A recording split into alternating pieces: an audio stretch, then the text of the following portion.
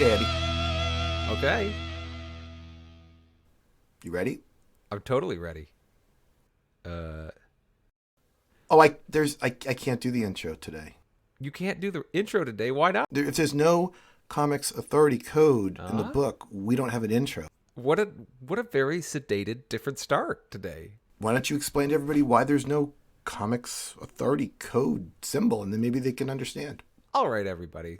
This is actually a landmark issue number 96 here of Amazing Spider-Man, because prior to this, the Comics Code Authority put into effect in the 1950s after Frederick Wertham's book, Seduction of the Innocent, convinced people that comic books were corrupting the youth, held strict parent guidelines which all comics had to follow.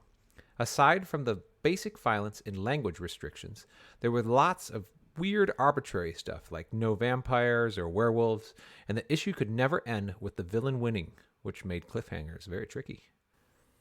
Yeah, that's strange you said that part about the villain winning. I was thinking from our limited issues, remember when Spider-Man was back in issue 26, one of the ones that was in your cabin? Spider-Man is there with the Crime Master, and the Crime Master is trying to hold court, and the Goblin's like, oh, look, I've captured Spider-Man. Yeah. We've talked about that, and I thought that was sort of like the villain winning, but I guess it didn't count. They've certainly been pushing the limits with Spider-Man in that department. But then an anti-drug group asked Stan Lee to put an anti-drug message into a Spider-Man issue, and the Comics Code forbid it. Stan decided to go ahead and do it anyway, but everyone was super worried the issue would be boycotted or banned because it wasn't approved by the CCA. So the book went out without the little CCA stamp on the cover. Absolutely no one noticed, and it didn't affect the sales at all. This led to an industry-wide realization that the CCA had pretty much zero authority, and all their dumb rules went right out the window. This opened the door to darker stories, more suspenseful cliffhangers, and the introduction of vampires into the Marvel Universe. And the introduction of werewolves. I'm just thrilled this issue was made. This is such a good issue. You know what? I don't want to waste any more time on this.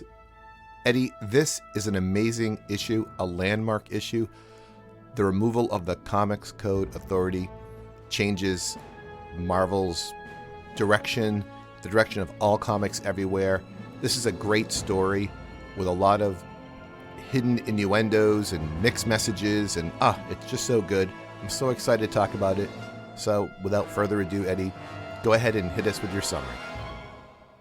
Absolutely. I am also thrilled to talk about this issue. Amazing Spider-Man number 96, and Now The Goblin. Peter is on his way back from London, forlorn because he failed to find Gwen. But the pictures he took of Spidey fighting the terrorists are excellent. Joe Robbie is very happy. He also has possibly figured out that Peter and Spidey are one and the same. Recently, we saw that Captain Stacy knew. Peter suspects Joe Robbie knows for sure, but he's kind of playing it the same way he did all the time with Captain Stacy by saying nothing. We're going to now have all those thought bubbles of maybe Joe Robbie knows, but Peter can't say anything. Eddie, he has no choice, right? He can't do anything about this. Yeah.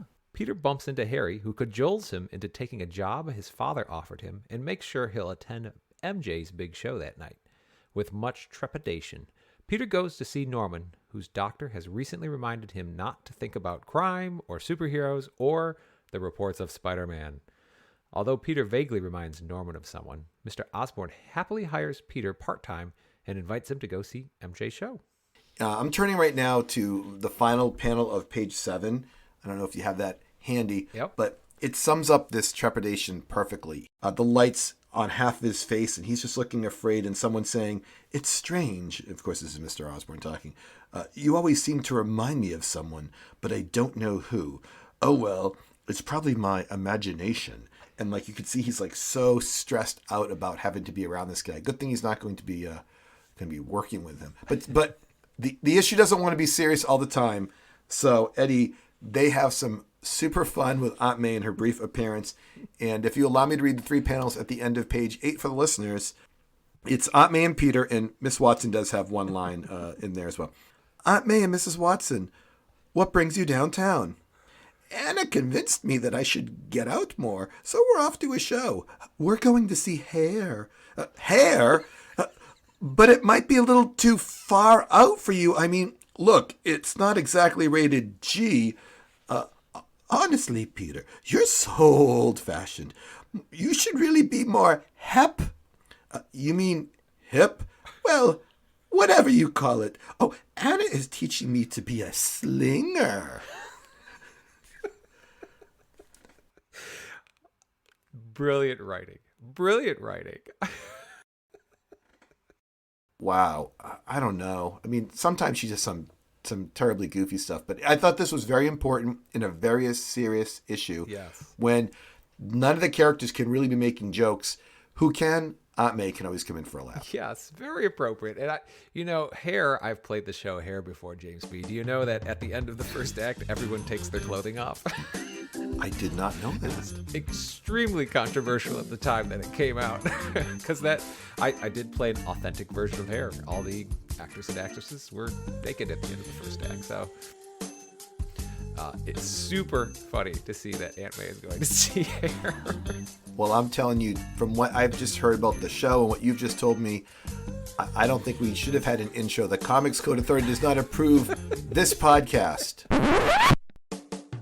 Oh, that's right. We actually don't approve this one. That's why we didn't have an intro. Well, if you promise to keep your clothes on, you can continue with the summary. How's that? All right. After leaving Aunt May and before seeing the show, Peter decides to clear his head with a little web swinging. Spidey saves a drug-induced man falling from a building and talks about the dangers of drugs. As Peter, Harry, and Norman are waiting to see MJ's show, Randy Robertson gets in a verbal altercation with Norman about his wealth, privilege, and power and asks Norman, "What have you done to fight drugs?" James B. This is some blatant anti-drug propaganda. Would this keep youths from abusing drugs or make them more interested? So, you and I didn't set this question up, but as I was reading this, I was thinking there's almost more, even though it's supposed to be an anti-drug issue, so far there's almost more like, hey, drugs will take your mind off your problems type of things. There's one moment where that dude jumps off the building.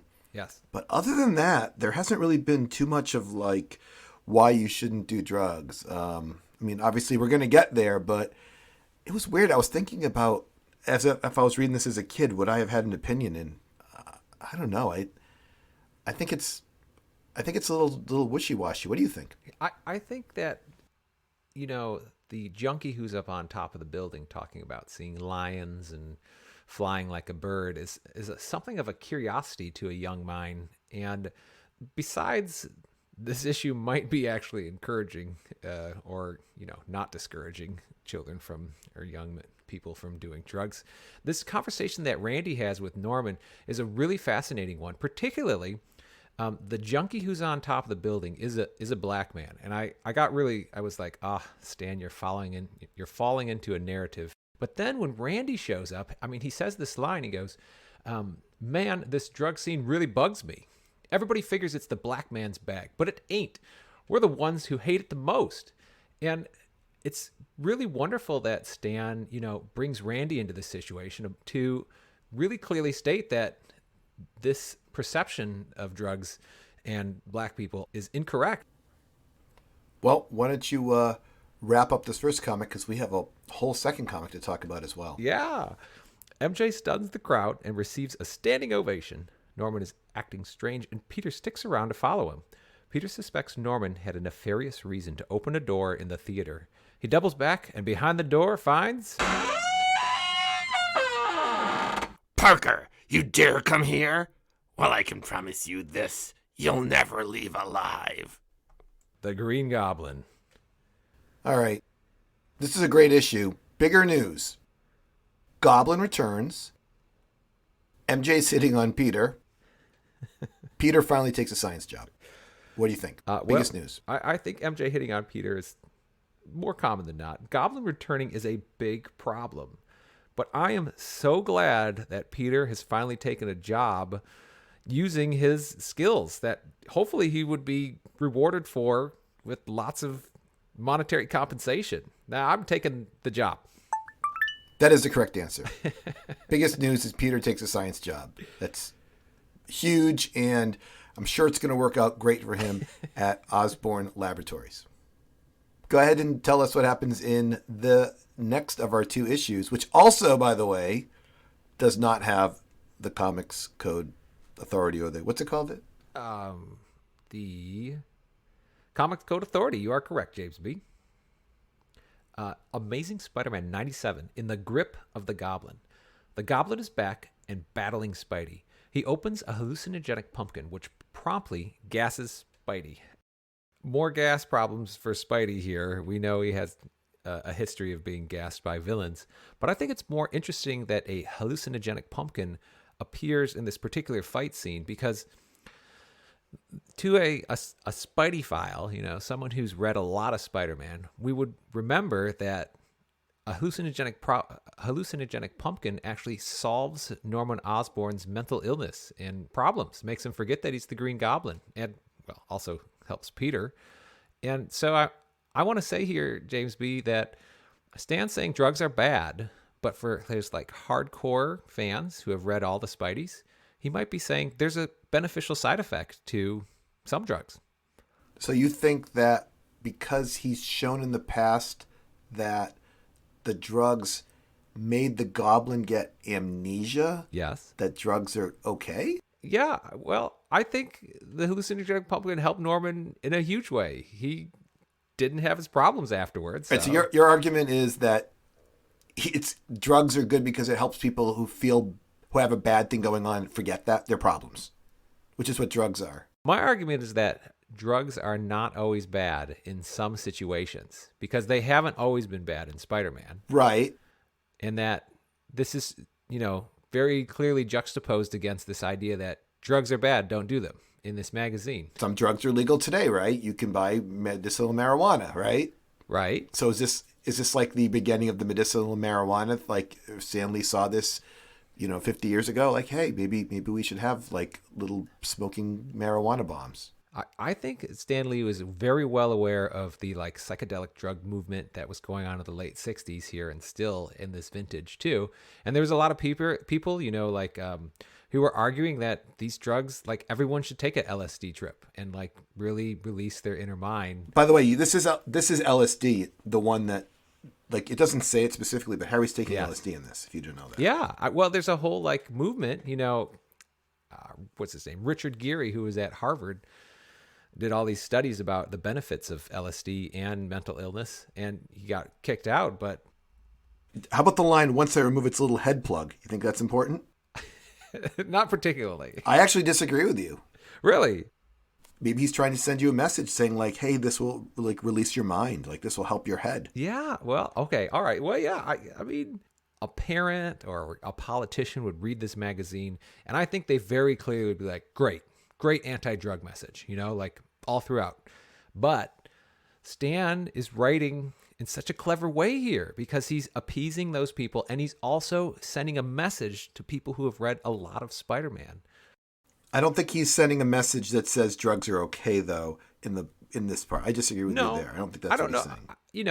I don't think he's trying to send the message that drugs are okay, but I think he's trying to say that this is a far more complex issue than just drugs are bad. As Spider-Man tries to reason with the Goblin, Spider-Man realizes he's been pulling his punches too much, giving the Goblin a false sense of superiority. The Goblin gets away, and Peter has another crisis about being Spider-Man.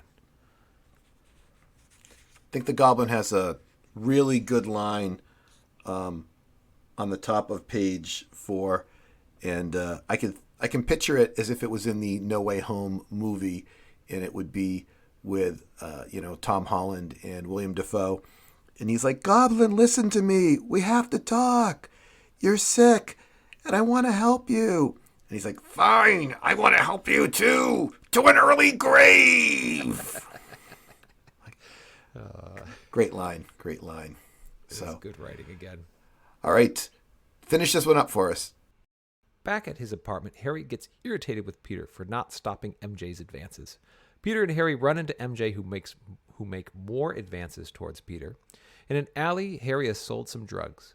A little while later, MJ dumps Harry. At the apartment again, Peter and Harry argue. Harry takes the pills he bought from the drug dealer. Peter swings off, and when he returns, he finds a barely conscious Harry. And just as he's about to call for help, the Green Goblin shows up. What an ominous end, James B. You know, MJ, we kind of let her off the hook. We didn't choose her for the choice earlier of what was the more shocking of the three things to happen there. And we all kind of leaned into Peter getting a science job versus MJ hitting on Peter. Yes. But did you notice any of the lines that MJ says in these issues? Well, I think they're a little scandalous, particularly in the previous issue. At one point, she puts her hand on Peter's shoulder and said something like, "Remember when they used to call you Puny Parker? You sure have changed, Petey." When Peter needs to find a seat at one point, she says, "I'm going to help Peter to his seat." And he says, "I can find my own way. I'm a big boy." And she's like, "You sure are." I remember that one. Peter's like, then she's like, "Where'd you get this?" She's like, "Where'd you get this chain?" And he's like, "I got it from Gwen," because he's, she's got her arm hooked in his. So he's really doing his best to push off her advances, but she's really aggressive. Do you think Harry's anger is, worthy? I don't know what she's doing. I don't know why she's. Of course, we've talked about before even with some of our guests, like, why is she with Harry in the first place? But of course, Harry should be angry, right? I think so. My dating history is not very long, but a freewheeling spirit like MJ would be very difficult to corral in a relationship, I think. I mean, we can go back to the Flash kiss, followed by the Gwen kiss, too, quite frankly. But I don't know if MJ has the same idea of what her and Harry are, ever, actually. What did you think of the feel of these two issues, James B? These issues felt so different, and it's not because of the drugs, and it's not because of the comics code authority being absent from the cover. It's not because also that it looks like John Romita started to take a little bit of a backseat in the drawing in some of these, but it was like the clothing for me. Like we've changed artists before, we've changed timelines before. But Peter went from his green and yellow crazy striped shirt to a yellow shirt with like fringes to now he's wearing like the gold chains and everything. And Harry's walking around with the V-neck shirt where you can see like, it's cut down to his navel. And everybody's wearing like orange jackets. And I still really enjoyed them, but it felt so different than the issues even 5 issues ago. I completely agree. And I agree both in that. I mean, there's a lot of fringe going on here. MJ's got a lot of fringe in her outfits too. But I just think these issues are very well worked over. Like they knew they were going to be controversial. And like, we better nail it for some good issues here. And that's what they did. Both these issues are far superior to, issues we've read the last 10, even 20 comics probably. Well, even though this wasn't supported by the Comics Code Authority, it is supported by a sponsor today. Wonderful. Eddie, today's sponsor is a social media app for all occasions. Have you ever been to a social gathering and you're in some situation and you're with some people like your sister's husband or your boss's wife, some awkward situation where you're like, I need to talk to this person. I just don't have the appropriate thing to say. Well, the new app, What Would MJ Say, will give you the appropriate thing to say. And you can download this app from the App Store or Google Play or Malavita. And I have already downloaded it. And what you do, Eddie, is you put in your gender and the relationship of the person with you, and it tells you what to say to start a conversation. So if you'd like, I can try it out for you because I can read it. So okay. All right. It's So a preview, huh? Yeah, I can do it for you. So now I can put this in. This works for a guy or a girl versus however you want to do it. So you let me know the situation. In this situation, we just type in here. Okay, so what is your gender? You want to be a guy first or a girl? I'll be a guy first. All right, guy first. Okay, and just tell me the relationship of the person that you're having a conversation with. Okay, all right. I'm at a party. I've just met a girl who was dancing. That's the relationship. Just a random dancing girl? Well, yeah. I've come up. We've exchanged about a few words. But it talks about. So, is this someone like a coworker? Is this like your boss's wife? Is this like who is this person? This is a friend of a friend, we'll say. All right, so it's just a strange friend of a friend. All right, boss is okay. It's a girl, you said. Okay. Yeah. Here's a conversation. Here's an icebreaker. You could say to her, "Hey, you'll have a place to sit as long as I have a face, sweetie." Okay. So this is good. Like it's kind of saying like, "Hey, if you are done dancing, because that's why I put in she was dancing, and you want to sit down, we can sit down and talk." So that's what MJ would say. Okay. I am a older married woman. Yep. Okay. And older married woman. I have just gone to see a musical, and I'm talking to another married man. Oh, okay. It's easy. Two married people just having a conversation. Yes, right. All right, and you're the girl. All right. Here's what it says: how to break the ice. It says you should say, "Your body is a wonderland, and I want to be Alice." Oh, that's good because you said musical, so it makes the MJ app makes the connection, and says, "Oh, look, you're into theater, and I know like Alice in Wonderland." This app is great. So Eddie, would you consider purchasing the What Would MJ Say app? I do like talking like MJ every once in a while, but I think only as a joke. I'm going to pass on this, James B. I don't think it's going to work very well for me. Okay, well, we thank them for being a sponsor on our show. Yes, thank you. So anything else we want to talk about in these books? These books are chock full of stuff. We could go anywhere you want with this. Yeah, there's so many things. I want to talk about this fight that Spider-Man's having with the Green Goblin in 97. Spider-Man realizes later on when the Goblin says, "You always back down at the critical moment." And Spider-Man says, "So that's why he was so confident. Because I tried not to harm him. He thought I was scared. He didn't know the real reason. I knew he couldn't help himself. He's had brain damage. He's sick. And besides, he's my best friend's dad." Spider-Man has been pulling his punches when fighting the Green Goblin. I think this is a really fascinating struggle when dealing with a mentally ill person. It's fascinating to see Spider-Man grapple with this in real time as he's, fighting the Green Goblin. I just really like this plot line and the way it plays out here. So in the same fight, the Goblin is being choked, and he says, "Loosen your grip, I'll talk to you." And then he flips Spider-Man off him, and his thought is, "He's gone. He must have fallen to his death, and good riddance. His accursed grip almost finished me then." So wait a second. You were about to be choked. You were smart enough to figure out how to get out of it. And then when Spider-Man fell, you figured he fell to his death, and that's it? Yeah. It is a common failing of villains. They never go to check whether Spidey's got a pulse or not. We don't even need to go back to the time the Lizard could have finished Spider-Man off, because that was far worse. But we do need to go to the end of our podcast. Okay. Eddie, people can find us on Twitter at Let's Read Spidey, and they can reach out to us at letsreadspiderman at gmail.com. Haven't done it in a while. This is James B., joined by Eddie. And remember, listeners, if you decide to write a story that the Comics Code Authority will not approve, it's not going to make any difference at all. Goodbye. Goodbye.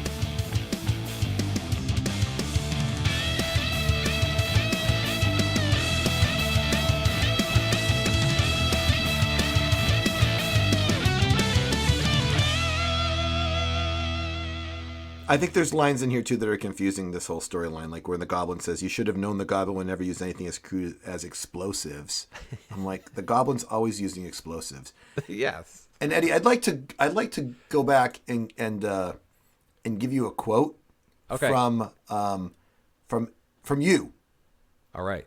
This is a quote from you back in episode 10 of our podcast. Yes. You say, when the Enforcers trap themselves in a cave with the Hulk, you say, quote, "Goblin doesn't let his emotions get the best of him." Yeah, that's just not the case. The Goblin is a very emotional villain. He's almost completely motivated by rage, right?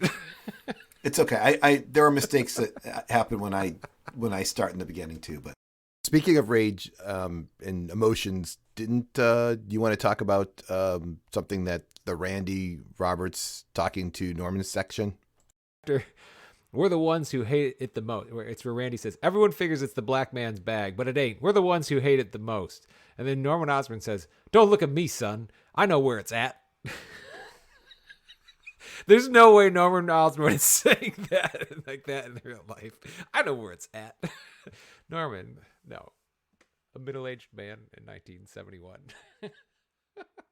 More than middle-aged, probably.